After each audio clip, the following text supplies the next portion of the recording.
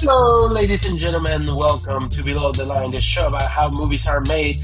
My name is Andres Ramirez, live from Casablanca, Morocco, and I'm here with my good co-host after a few weeks where a lot of things had happened, and film festivals, travel. I'm here with my good friend, Mr. Scott Houston. Scott, how are you, man? Hey, doing pretty good. Pretty good. That's probably why you haven't heard from us for a few weeks, is Andres has been live in Casablanca looking at, well, lots of movies at the Cannes Film Festival. So, pretty exciting time, honestly. Congratulations. And how are you enjoying it so far? Well, I am in Casablanca where my parents live. I was in Cannes at the Cannes Film Festival. I watched a total of seven movies. I did not watch the film that won the Palme d'Or. Um, it was good. I screened one of my shorts at the Marche du Film, which it's not competition, but it's still an honor to be part of the Cannes Film Festival. It's I was a tiny piece in the huge equation that it's Cannes, but it was fun. I probably watched some good films, some bad films that I cannot believe were in competition. And obviously, this is the first look award season. I watched a film. It's kind of like Eternal Sentimental Value, but it's a Spain-based version with Javier Bardem. Have you heard of this movie? No, I haven't. It's The Beloved. It's called The Beloved, and it's about the director trying to make amends with his strange daughter, and he casts her in a movie. Oh, So jeez. if if this sounds like sentimental value, it is kind of like sentimental value, but I quite liked it. It was my favorite film of the festival, and it was really good. I also finally got to experience Carne y Arena by Alejandro González Iñárritu and Emmanuel Lubezki. And this was a 10-year in the making process around Europe in Bilbao, Spain. They had this exhibition by Iñárritu, which puts you in the shoes of Mexican crossing the US border in the desert. And it's immersive, it's cruel in the right places, it's bright in the right places. It's such a I'm privileged to have seen it this 10 years later after it premiered in Cannes in 2017, um, because it shows the way VR should work as a medium, and Yeah, it's masterpiece in its tool for empathy because it's about a very sensitive topic that nowadays is not only affecting the Mexico US border, but Europe in general. Like it's affecting migration is a huge topic, right? And yeah, this was an immersive experience that made you feel at like a very minimal percentage what migrants feel when they cross the border. I don't want to spoil it because I hope this becomes more mainstream, especially now as people need to talk about these issues. But I feel very privileged that I was able to attend to these events, and I'm sorry for the delay. I haven't watched many regular movies. I've been watching a lot of festival movies, but you have been. I guess last time we spoke, we were talking about Star Wars, the decreasing yes. of Star Wars. Oh boy, may the force be with them or not. Well, we were gonna leave our audience in suspense a little bit and finish up our Star Wars themed month as we're recording with now the final leg of the so-called Star Wars era with Disney purchasing the rights. Wait, Um, to quote Gandalf, a wizard is never late or on time. He is when he is needed. Or misquote him a little bit, but we're perfectly on time.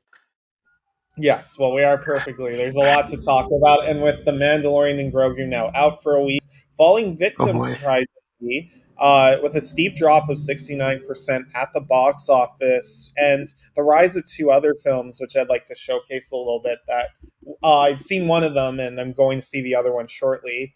Yeah, let's talk and finish Star Wars month off with the sequel trilogy, or actually, better yet, let's talk about the order that they were released in. Now, let's be honest, the hype for Force Awakens was huge. Like, I I cannot mean, recall. like when they announced they were buying Star Wars and going to produce a sequel trilogy, episode 7, 8, and 9, I was very curious and excited to see what was going to happen because, I mean, I was in a senior in high school and, it was We coming were out. And about to go into film school. yeah, that was the movie that literally day one we talked about immensely Yeah, at class because, I mean, it was just that's such how we a, became frames. yeah, we were talking about it. I think, remember, remember how it was to hypothesize who the Knights of Ren were? Remember? yeah, I Or remember who that. Snoke was? I mean, to give context, I know this seems like a long time ago, but this was like January of 2015 or 2016. This 2016, was a month when the later. world was like calm. There was less craziness happening around, when people still got excited for a Star Wars movie. Because if I recall correctly, the first Force Awakens teaser, which was the Millennium Falcon flying in Batu or Oh, whatever, broke. it's lost. It's still the most viewed trailer of all time. Sorry, man, we've lost you a little bit. But I only caught the tail end where it said that it became the most viewed trailer of all time. Yes, it Yes, has. That has since been yes. surpassed by other things that have come and gone. And yes, it was just people were excited because I get it. The prequel backlash was still in effect. Like, no one was really happy, and they thought that the guy who brought Star Trek back, J.J. Abrams, was perfect to bring Star Wars into the mainstream because Hmm. he did well with Star Trek. The first one brought the To be franchise. fair, Yeah, he was good to revive Star Wars under the supervision of a George Lucas type person. yeah. It just so happened, that he didn't really have anyone like. And unfortunately, well, not to spoil anything, it didn't so much pay off. But I remember when I did see Force Awakens for the first time, I went with a friend and we marathoned all the movies in theaters. That was my first time getting to see them all, like on the big screen. And it started with episode 1 in the morning and then continued until episode 7, the new release, before anyone got a chance to see it after at the end of the night. And yeah, like the energy was so renewed, everybody was like locked in and focused, and they just saw Mhm. 6 other movies in theaters and they're probably all tired and sweaty, and it just got that excitement back again. And I think a lot of that had to do with just, it did away with all the CG of the prequels, and they were doing more makeup, animatronics, and practical stuff like the original, and it was just so cool. It was really, really cool to witness. And it got me excited to where the story was going to go. It did at times feel derivative of A New Hope. I'm not denying that. That's what J.J. Abrams has become known Thus, for. Yeah, he's very much someone who's used to being, taking ideas and being derivative with them. But I liked the new characters. I liked the way it looked. I thought Kylo Ren in himself was a really cool character and definitely worth initially the hype. yeah, BB-8 was a really cool droid. I liked seeing Han Solo again and just all these classic characters. It really did feel like the perfect franchise revival, and that box office did reflect it. yeah. I mean, as I was saying, because my internet here is not so stable, I think J.J. Abrams was the right person to bring back the saga, but with a George Lucas type. Unfortunately, that George Lucas type was not Kathleen Kennedy, because I Yeah, think he did set up interesting things like Kylo Ren and that duality in the Force. Finn maybe being a stormtrooper, maybe being a force sensitive user because it was clearly hinted that was going to happen. All these elements. I think his only fault was killing Han Solo because they robbed the audience of putting Han, Leia, and Luke in the same scene, which is really bad. yeah, but I mean, I get his intent. It was to mirror again A New Hope, where the mentor character essentially Sure. was killed off, which I get, but yeah, Or I was know. it Han Solo's, or was it Harrison Ford saying, "Sure, I'll come back, but you have to kill me"? But then, how do you explain how he comes back in another Star Wars film, which I won't spoil now? But Money, yeah, money. He didn't even shave for that film. It's pretty bad. money. It was money. It was kind of like money, and probably like he owed J.J. Abrams a favor because, like, J.J. Abrams killed him, and he was like, "Man, I killed you. You don't have to come back ever. Help me out here." Like Ryan Johnson did me a really bad thing, and I need to fix this Well, and we're save jumping Star ahead. Wars. But I guess my question is, since I don't want to jump ahead too much, now that you have this trilogy, does The Force Awakens still hold up as a good movie, or at the very least, an entertaining installment? Where people look back on the prequels and they say, like, oh, now that we have Revenge of the Sith, I can see what he was doing with the first two. Does that hold true with The Force Awakens? I think to a certain degree, I think the movie is entertaining, but I think it's very difficult to separate them because this was meant to build up. And I think, unlike the prequels, this was meant to build up, but by the time you see the third film, they don't really connect Yeah, besides the characters. And unlike the prequels, I think if you watch The Phantom Menace, they do connect because they were going to Anakin's downfall. And in this case, they don't connect, if that makes sense. no. And it is evident, which, before we talk about that movie, we talk about the film in between that was supposed to set up a line of Star Wars spin offs and be a sub series for the franchise to continue. It is kind of. But yeah, it is tied. Rogue One. What was your feeling when that came out? Because that was when we were in school, like full on. Like I think I went to go and watch it with you, if I'm not mistaken. Maybe. I think that film didn't need it to happen, but it did. Because obviously we all knew the ending, right? The rebels get the Death Star plans, right? Because Yeah, that's how A New Hope starts. So I think the film had a very hard time trying to get people attached to the characters that we knew were going to die because they were not in the original trilogy. But I think the reshoots paid off at the end because the film had Vader and had that exquisite scene that kind of led to Andor because it was not directed by. Was it Gareth Edwards that directed this film? But then it was someone else Tony directing the Gilroy film. finished the Yeah, film from Gareth Edwards. Yeah, he directed the reshoots, right? yeah, And in the reshoots, they figure out that they needed Vader, and they added that sequence, and somehow they made it work. But I think when it comes to the film, it was kind of just like, let's see what we can milk out of the text scroll of A New Hope. And they yeah. made it up. But But it's it's interesting that Disney's best film.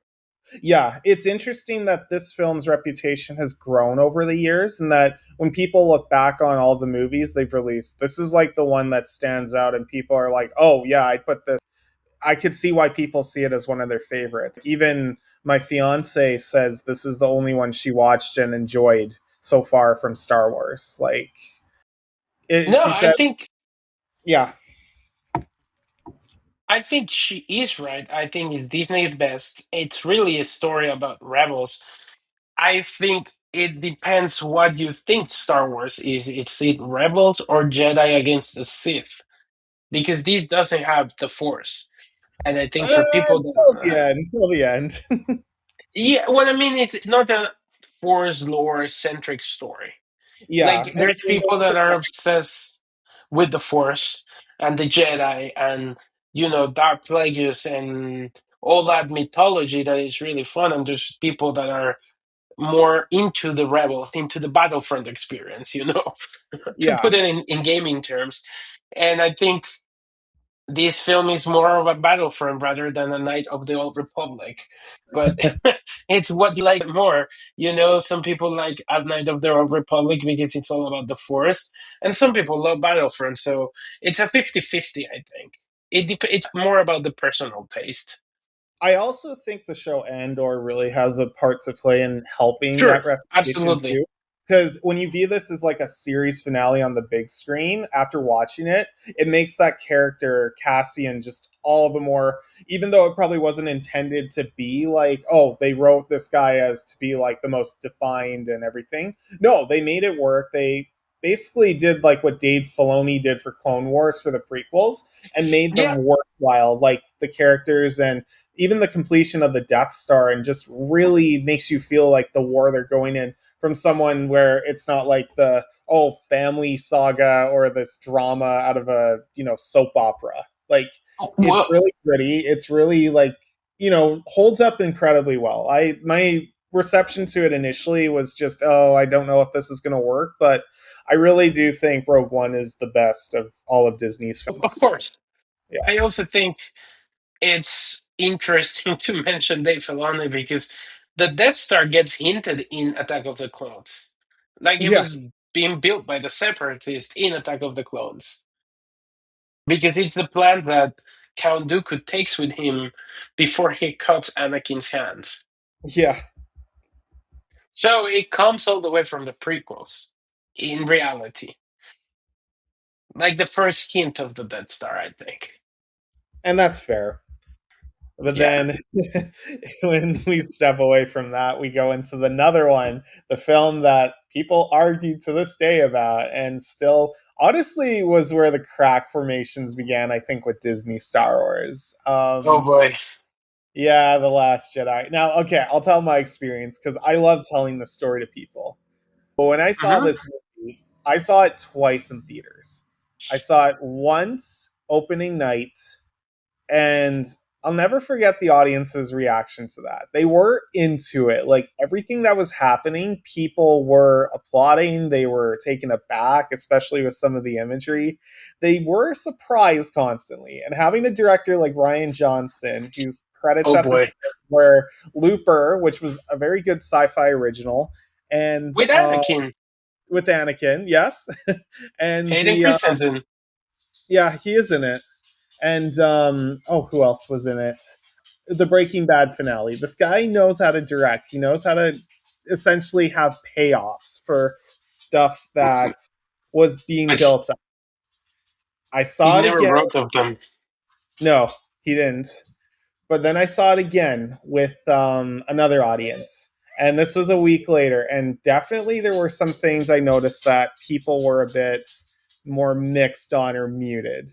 And when the online reception started piling in from that and just like to say about it, I didn't realize just how much like hatred there was for this film. And not only that, there was like every person complaining on the planet. They felt like this was a Phantom Menace 2.0, just the opposite though. Whereas they were trying to tell themselves, no, this is a good movie. This is the opposite. They're trying to convince themselves this is a bad movie. So would that Well, be?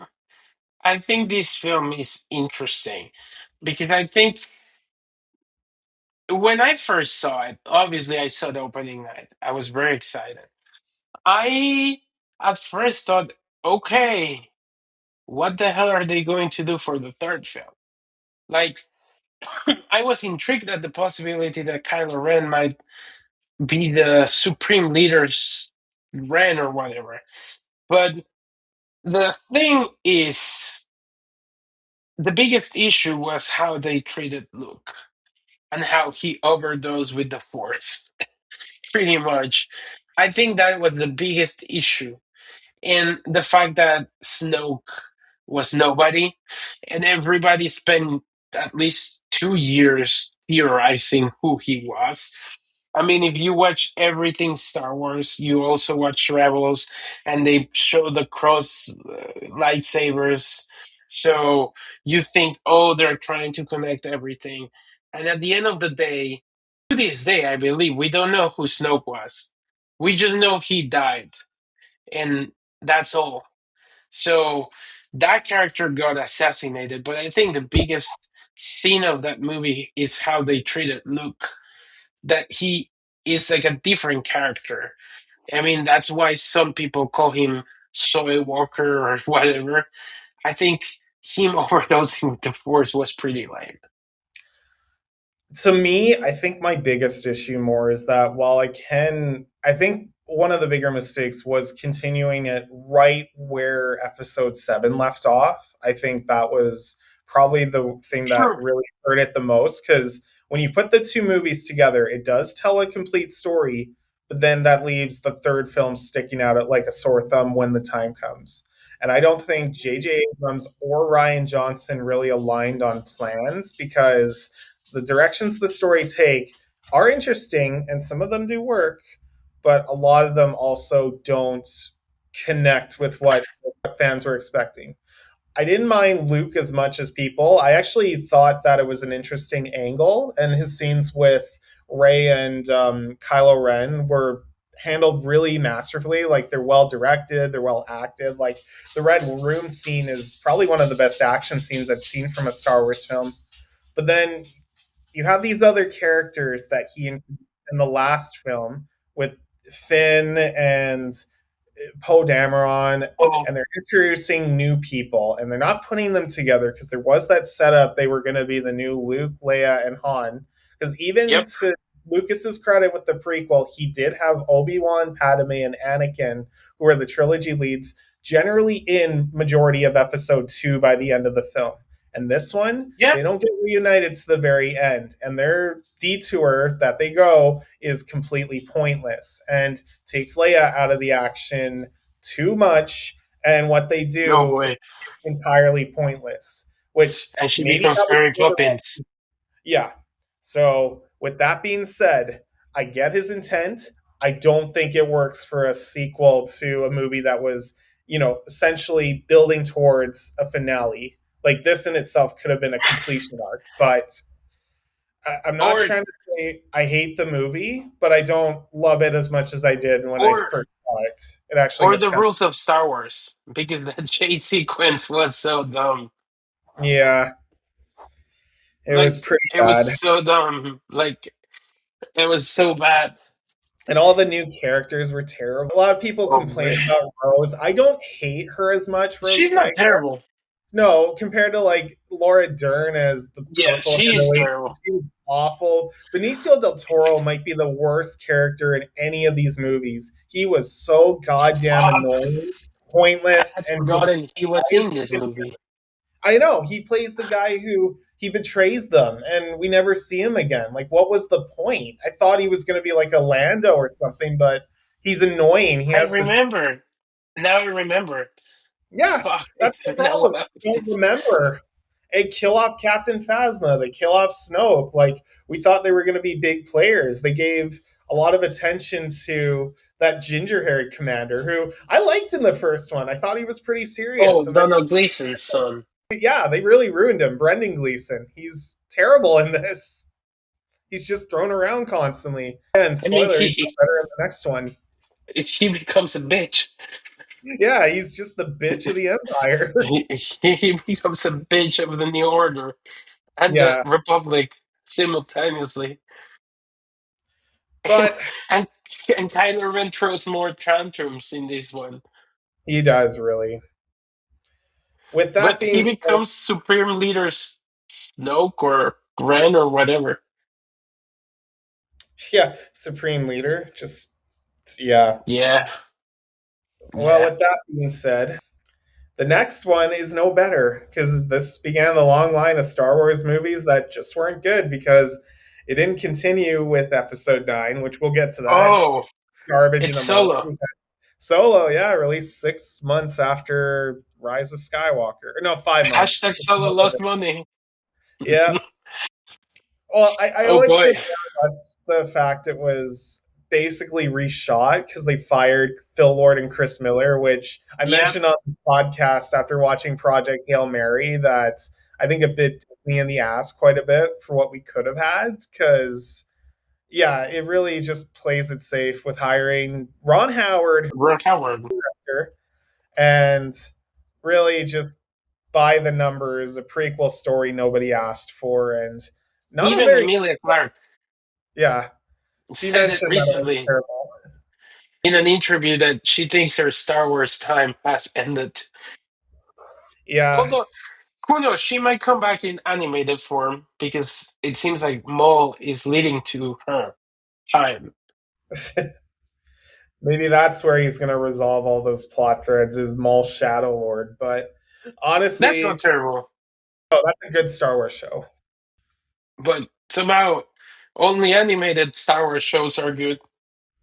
Not very many, unfortunately. But with Solo, what bugs me is that it had questions and pinpoints issues. Honestly, didn't need to be brought up with Disney or Star Wars in general. Han Solo's dice. They were a prop in A New Hope. Okay. Do we really care where they came from or what their significance means? No. Do we care how Han Solo got his last name? Apparently, they wanted to pay tribute to, how people immigrated to new countries, and especially The Godfather, how Vito Corleone got his name. Why? That just Mhm. doesn't make any sense. It feels very episodic and not in the good way. It's just basically him, how he got his blaster, how did he get the Millennium Falcon, how did he do the Kessel Run, all in the span of a week. Like, you mean to tell me he did all of that during that time period? No, like that's stupid. How did he meet Chewbacca? And it just feels rather pointless when by the end it doesn't embrace that Western feel that it was trying to do. And it's not a very well lit film either. It's honestly just so dark all the time and It's annoying, and dull. yeah, it's dull. That's the worst thing you can It's call it's a pointless movie. I have a sweet spot because I went to the camp premiere for that movie. it. Yeah. But it all if back. I have to be unbiased, I think the film is very forgettable. But hey, Yeah, it was one of the few films that John Williams partially scored because he wrote an original theme for Han Solo. that's Um, true. I think as a film, this film is safe, and I think it's also when you can realize that Disney didn't know what to make with Star Wars, and when they became too corporate. Because I think Phil Lord and Miller probably wanted to do something more experimental. You know, at the end of the day, I would describe them as experimental-ish filmmakers.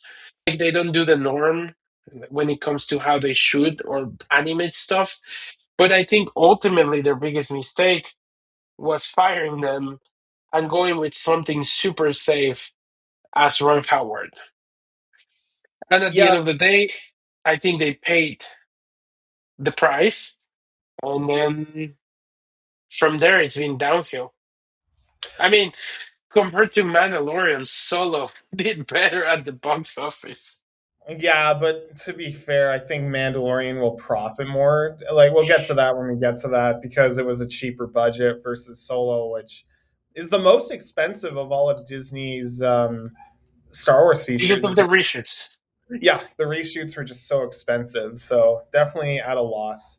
But for what it's worth, it's not the worst of Disney Star Wars films. That would have to be the next one, the Oh, conclusion to the Rise, or the Skywalker saga it's called now, because it's just dog what's shit. the rise of Palpatine, you mean? Yeah, the Rise of Palpatine, the Rise of Skywalker, man. Fuck. Talk Well, about the memes of that movie are great. That's all anyone Somehow, remembers for. somehow Palpatine returned. Now, okay, fuck, Or man. they This fly now. They fly now. Yeah, That's such a memeable line. they're all memeable. No, this one is dog shit. It reeks of just damage control. Like, it literally feels like either Disney or someone saw the fan reception to Last Jedi. Kathleen Kennedy. Yeah, Kathleen Kennedy, and they're like, okay, they don't want this. The fans want this. Let's get the guy who did Force Awakens. Sorry, Colin Trevorrow. We're gonna toss your script out because His fans script was don't. way better. It was not. Yeah, I will say, Duel of Fates is a better name, and it was a much better ending to what we got. I've seen the And leaked script. and he kind of managed to save JJ and Ryan Johnson's disaster. Yeah, and the directions it took, like, it could have used maybe a couple rewrites to accommodate losing Carrie Fisher, but it would have been a million times better than what we got, because this is easily just the safest, blandest Star Wars Corporate movie. corporate movie. It's not even like no Look, passion was made in it. This, at least you could say that about Solo and Last Jedi, is that there was some passion from people who tried to make it like more than Last Jedi. It was a passionate film made by Ryan Johnson. Did it pay off? this was an AI movie before AI movies were made. Oh yeah. I forget so much. I saw it one time in theaters. I fell It's asleep such a good numerous. movie. Oh yeah, it's ugly to look at. It's so Well, boring. They introduced so it's many new decent. characters. Decent? I think it's just light lens flares, J.J. Abrams. But I think when it comes, I don't think it's ugly to look at. I mean, that movie was very expensive to make. I think the issue with that film is the story is dull as fuck It because is. it's just damage control and nostalgia. Yeah. Because like everything is nostalgia. Yeah, like that ending where, oh, all hope is lost. The Emperor shoots lightning bolts out of his thing, whatever. I didn't know he could do that. And then all of a sudden, these pilots show up, like in different, you know, Oh fuck! I've forgotten about yeah, that. you forget because literally, I just saw it recently again, and I'm like, fuck, I forgot about this. I don't When care. Ray starts hearing the ghosts. Oh, that was, yeah, like, wow, you couldn't even bring them back for that? But People they actually couldn't bring says them back because of China. Because ghosts are not legal in China, so they had to bring them back with boys. that And they was were the like, that was "You the are all the Jedi." involvement in film too. Man, I'm glad they aren't relying on China anymore. Like Oh my they fucking god, that was terrible. it was terrible. Palpatine coming back was a waste. The fact they redeemed Kylo Ren was stupid. Like I mentioned earlier, Harrison Ford coming back begrudgingly, he didn't even shave, is stupid. Luke is dumb. Carrie Fisher being superimposed in there with extra footage is creepy and honestly just sad. Like, you just should have killed her off screen, really. Well, Like, that movie's forgettable, and I don't think that killed Star Wars. I honestly But think it did. To me, I hate rewatching that movie. I hate thinking about it. If they ever see, do an episode 10, 11, or 12, like, I really hope they undo this one because it's just terrible. This is the grand finale to like three trilogies. No, like, well, it's not. It's not really. no, it's The not. grand finale is Return of the Jedi. This is Yeah, like DLC content that nobody pays for. this is fan fiction bullshit. And people try to defend and say, well, J.J. Abrams had like this and that. I'm like, he got rid of Rose Tycho. He basically fridged her for the majority of the film. He clearly didn't give a shit. He was supposed to just give into like these minority fans into what they want. AI.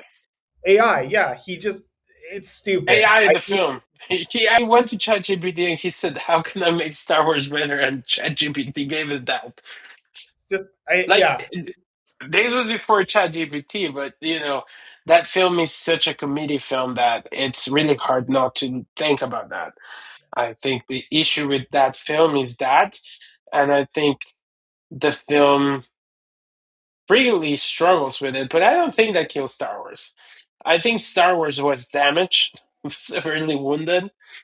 And I think they got air with Mando season 1 and 2, yes. particularly with the Luke cameos. I think what killed Star Wars was the division with the whole Gina Carano and the Acolyte. Yeah, we haven't talked about much the shows, but I guess it's good to talk about at least The Mandalorian because the fact that that show came out when Disney Plus launched and Yep, essentially took everyone's attention away from Rise of Skywalker. They were more interested in what The yep, Mandalorian was doing. To me, I think that was a good sign that I do agree with you. It didn't kill Star Wars, like even though I did say earlier it did, since I forgot about Mandalorian, but it did tried to soften the blow before those other shows like Acolytes and oh yeah. god came out. Well, I'm also not going to disregard, like, obviously talking about other podcasters, but I think that whole issue with Star Wars theory and what's his name, Pablo something from the story group at Lucasfilm that he left because Star Wars Theory cried about Luke. I think that also killed the goodwill that people had because, whether you like Star Wars Theory or not, he's the most popular YouTuber and podcaster about Star Wars, has more subscribers than the Star Wars channel. So I think, like, overall, the storytelling and the outside Lucasfilm personnel talking to fans really hurt the brand to the point where it's at. Yeah. But with that Like, being said, oh yeah, aside what you think about Star Wars Theory, because I know people love him, people hate him, whatever. The I fact kind that of hate Star Wars Theory. I think he's a grifter. Like, the fact that he cried, whether it was authentic or not, one of the heads at Lucasfilm makes fun of him because he cried. I think that's a very bad look, you know. When these guys promoting your brand for free, well, not for free, but Lucasfilm is not paying him. yeah. But this is all led basically from, and we can talk next week about more of the shows if you want, but just to kind of Sure. conclude this episode, The Mandalorian and Grogu, that now it's been out, and the Whew. reception was kind of mixed. Mixed, Yeah, people definitely said this was just season four, but strung together as a which feature. was. Yeah, they're not wrong about that one. Have you seen Jeremy Jones' spoiler video? Yes, I did. He splits it into episodes, pretty Yeah, much. but for what it's worth, and I'm gonna sound like a bit of a hypocrite, I actually thought Are this you one was kind of sure? fun. Are you sure? I'm not Of chill. Mandongo. Maybe it's because I like this character, and maybe it's because season three, I didn't care for it because it focused too much on Bo Katan. That I Season actually, 3 was terrible. it was terrible. And this is better than season three. It's not the This quality is of the back first. to season 2. Yeah, this is lesser season two. I did like the season finale a little more than what we got here, but I was happy with, just seeing this character get a big screen treatment. Him and Grogu going off on two adventures. I found myself really liking Rada the Hutt. I thought I was going to hate him, but I actually didn't Stinky. mind. Speaking English was a little weird, but I mean, gotta. No, no, no. That's how Ahsoka called him, Stinky, in Oh, Clone Stink. Wars. Yeah. Um, Honestly, I had a This, fun time. This is kind of what I thought Solo should have been. Just a good, fun time that could stand alone on its own without really having to rely too much. Now, it does have a lot of the issues that current Star Wars has in trying to make it episodic in nature, but at least with this one, it kind of works because it was inspired by the TV show and it was supposed to be season four. But I did like the new characters. I liked them going on the Hutts and actually resolving that cliffhanger ending from Book of Boba Fett with the Hutts oh, being yeah. returned.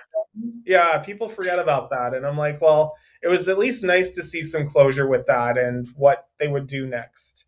Even though it's not perfect. Like Sigourney Weaver sleepwalks through it and yeah, it doesn't really feel big in scope. It is a smaller story, but honestly, if you just want to see Star Wars again on the big screen and enjoy something more than the last couple, you're gonna find it. But it's definitely not the cinematic experience that you go to watch these movies for.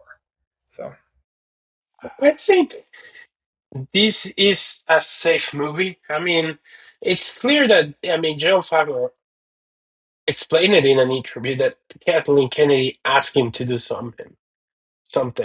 This was not planned. This is a side quest out of a bigger quest. But I think the film is extremely safe, doesn't set up anything whatsoever regarding Thrawn or anything that's happening. I am still baffled by how will this Empire New Republic would be so incompetent that the Empire will come back and somehow take their power away by the point they're in the sequels, they're the rebels again. So I'm like, how is this supposed to happen? I think Rada the Hutt is cool, but I don't get why he speaks. And Jeremy Allen White, he's just like, sup, bro? Like, he speaks in English from like the US, and it's also very weird. if you know what I mean. That said, I think the film is safe. It's like whatever. I think I enjoyed it because I watched it in IMAX, and I think the format helped me enjoy it because I was more immersed. Fun fact: here in Casablanca in Morocco, they sell you the IMAX glasses, so you get to keep Really? them. Oh, that's cool. So they sell them for like $1 and you keep them, so they're recyclable. So I have my own personal IMAX glasses now, I guess, which I don't know, it's weird. But I think the format really helped me enjoy it, because the only thing I am not upset, because I don't really care, is that Grogu seems super inconsistent. Like there were so many times where he could just force push someone, but he kind of forgot he had the force, and then all of the sudden, when the plot needed him to use the force, he used it. I have no clue what they're building with him because I have expected him to have a lightsaber because they're clearly setting him up to be a Mando Jedi, but like, he's a baby, and I think downgraded baby compared to how he was. I know that he has that cute scene at the end where he does a lot of stuff, but I think that scene is also very tiresome because all you see is a puppet moving a fake set. But I don't know. I think it's a safe movie. How Yeah. would I rate it? A 6 out of 10. You know. I'd be a little more fair. I think it's going to be like a 7 out of 10. Like, I really was kind of not expecting much from it. And I was happy to be proven wrong and give it more a chance. I mean, I know it's kind of, we couldn't discuss more about it, but I mean, I'll talk about it with it. at this point, you can spoil it. I just don't know what they're setting up to. I mean, they genocide the Huts. Really? They genocide the Huts. So the only Hut is alive is Java's son. Yeah. Mando is still there, and you know he's not played by Pedro Pascal. No, Because they credited as body doubles. That tells you something. finally, finally, Grogu is still being like a dog, and then sometimes he's like Grogu, something capable because he's like 50. And I think the reason this movie works is because of Baby Yoda. And yes, the score is good. Uh, the score is good, not John Williams good, but it's good. Yeah, it's a Um, guy who, oh man, he works a lot with Christopher North. Ludwig Göransson. Yeah, he's. I hope he gets like some recognition for it. I mean, he's not going to win for this. He might win for the Odyssey. Yeah, But I don't know. I think this film is meh. It's very average and it's safe. Will it save Star Wars? Probably not, because the box office has shown us this. And it's been surpassed by two horror movies made by YouTubers. But I think maybe next week we could talk about it.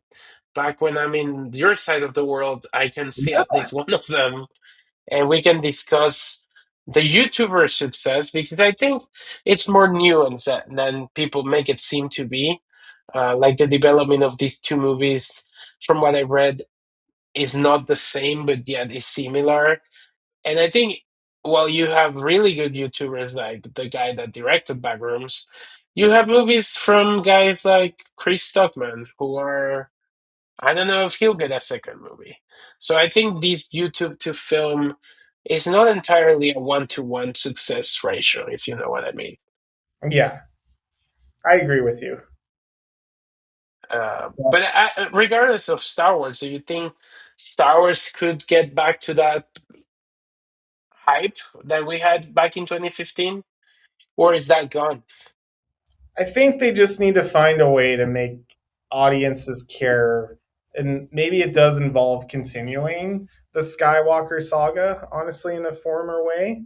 But right now, I think we just need a break from this franchise because they've But been how on TV for a while, and I think people expect that. And hopefully, maybe we can get something that's a little more, I don't know, large in scope again. And whether it's but that Starfighter next year coming out, I don't know, but we'll see. how do you break from it when I think Disney's history with, because we didn't even talk about the theme park, but remember that hotel that cost like $1 billion to make? It's already Yeah, closed. Like, I'm saying, like, how do you get a break when you go to the theme parks and you at Star Wars Land? And they it's need to Star Wars to be successful so that place fills up because the design of that place is absolutely terrible. So I think Star Wars is in a very crucial point where I I, I really think Disney is like, George Lucas, please die. You know why? so they can reboot the franchise. So they can remake it, not reboot it, remake it. Because I have a feeling that while George is alive, they're never going to remake that thing. Yeah, no, I agree with you. So But they probably are like, die, man, die. One with the Force. But with that being said, I'll give us a sign off. Thank you for listening to our Star Wars retrospect. We will have an epilogue next week talking about the TV shows and animated And stuff theme parks, if you and want, and gaming. miscellaneous stuff, and as well as the up and comers with the two new horror films making the splash. So he's And, on. Oh, and yep. some news regarding AI, because Yeah. next week I'll be at the Tribeca Film Festival. And I don't know if you've heard this, but in the Tribeca Film Festival, which is one of the most important and influential film festivals in the US, they just selected the first AI movie, fully AI made.